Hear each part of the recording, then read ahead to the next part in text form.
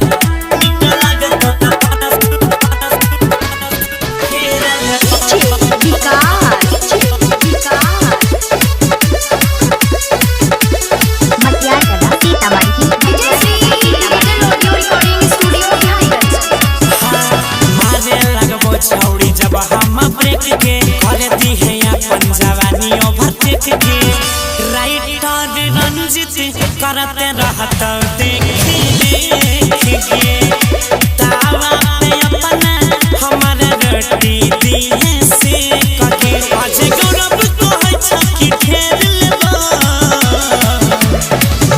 कि आई ढेर लेबा काइल बेर लेबा निकला गत त परसु फेर लेबा